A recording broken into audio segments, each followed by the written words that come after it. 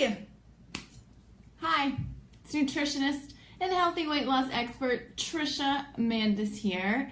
And right now I'm doing a special training and I'm talking about why focusing on protein for dropping pounds is a waste of time at best or potentially deadly at worst. So let's dive into it. So before we can really answer those questions about that headline, we have to answer two main questions. So these are questions you have to ask yourself in regards to protein or any other nutrient that you're concerned about and want to eat more of. So these two questions are, number one, how much protein do you actually need? And question two is, how much protein are you actually getting? Because if you don't know where you need to go and you don't know where you are, it's kind of pointless. So let's answer those questions right now. How much protein do you actually need? Well, according to the Institute of Medicine with the National Academy of Sciences, what percentage of protein of your macronutrients do you think needs to be coming from protein? Tell me in the comment section below. What percentage? Well, I'm going to tell you right now. It's only 10% of our calories actually have to come from protein in order for us to get everything that we need, okay? So that's not very much, only 10% of our calories. Now, to answer the question, how much are you actually getting? So I can't tell that. I don't know exactly how much you're getting, but what I can show you is how much Americans are actually getting. So to do that, I'm going to share a scientific study with you, and I'm going to flip my camera here. This is from part of a presentation I did at the University of South Carolina a while ago. So this is the protein intake according to the NHANES study. So they look at what Americans are eating.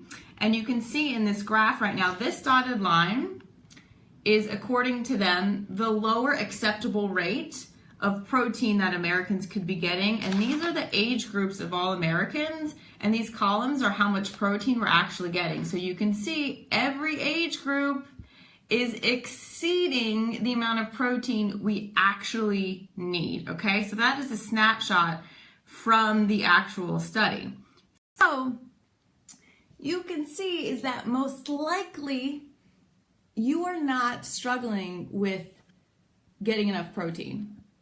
As long as you are eating enough calories and you're eating a diverse quantity of food, meaning you're not only eating white rice for 7 months in a row, you're gonna get all the protein you need, which is great because right now you can chill out about it. You don't have to intentionally seek out foods in order to get protein.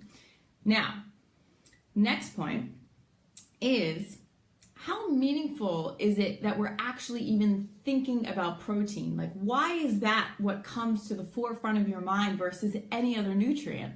So just to give you an example of something that'd be worth more of your focus is looking at fiber, also an essential nutrient, and fiber is only found in whole plant foods. It's the only place that it's naturally found. It's not found in animal products.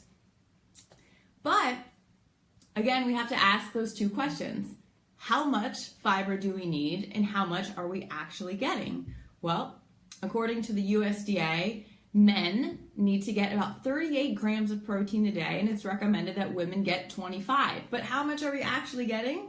According to the NHANES data, just like that study I showed you with protein, Americans get on average 16 grams of fiber a day. So we're fiber deficient.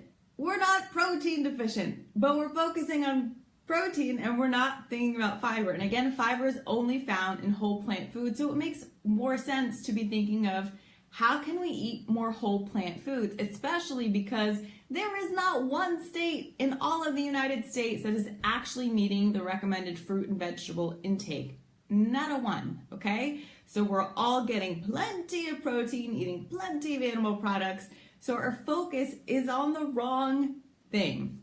Now, So we learned that only 10% of our calories need to come from protein. So let's talk about some whole plant foods and how much protein is actually in them. So even if you're not watching this video live, I want you to participate because I want to know what you think. What percentage of calories is coming from protein in kale? What do you think? What percentage of the calories in kale is coming from protein? Do you think it's 50% protein, 5% protein? Put your answer in the comment section. I'll tell you, kale is actually 35% protein. So what I did was I went to the USDA nutrient database and I plugged in kale and I calculated this and that's how I got the answer, all right?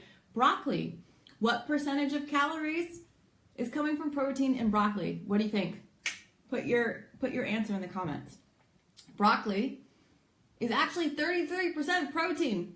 Oh my stars, so much protein, all right? What about sweet potato? How much of the sweet potato is actually protein? 9% of its calories are coming from protein. So even if you're just eating sweet potatoes, you'll be good, right? The World Health Organization actually says our protein needs are less than what the Institute of Medicine has said, okay? Potato, 11% protein. Whoa, oh my God, can't even believe it. Black beans, 27% protein. Wild rice, what do you think? What percentage of calories is coming from protein in wild rice?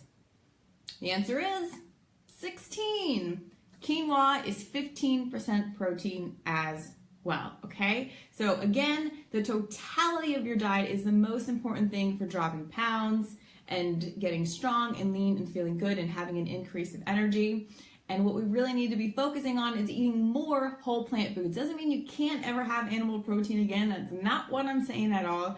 But this focus is incorrect. We're thinking about the wrong things here.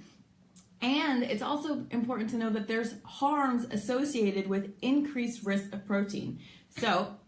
Or increased rates of protein. So I'm going to show you a few more studies here. I'm going to flip my screen.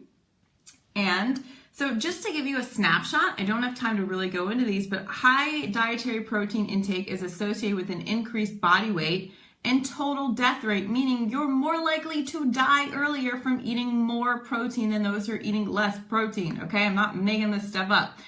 High intakes of protein and processed meat associate with increased incidence of type 2 diabetes. And then there's also meat consumption and cancer risk. So this is looking at meta-analysis. It is a lot of research that they looked at, but high protein and high animal food intake is associated with lots of different types of cancer as well. So again, doesn't mean you can't ever have it, but there's a difference between having 3 ounces of animal meat per week to help you eat more whole plant foods versus eating it 3 times a day. So there's a difference. All right. I just jam-packed a lot of info into a short period of time, but I want you to take this main thing away from this video, okay? I have a little meditation for you, okay? Whenever you're thinking about, oh, where am I gonna get my protein? Is that enough? Or someone's asking, I want you to think this, okay? I do not need meat to get enough protein. I do not need to worry about my protein needs. Okay? There's a little meditation for you, all right? So not what we need to be focusing on. Now I want to hear from you. What's the greatest insight, the greatest thing you learned from this video? Go ahead and type your answer in the comment section below. I want to know what you learned.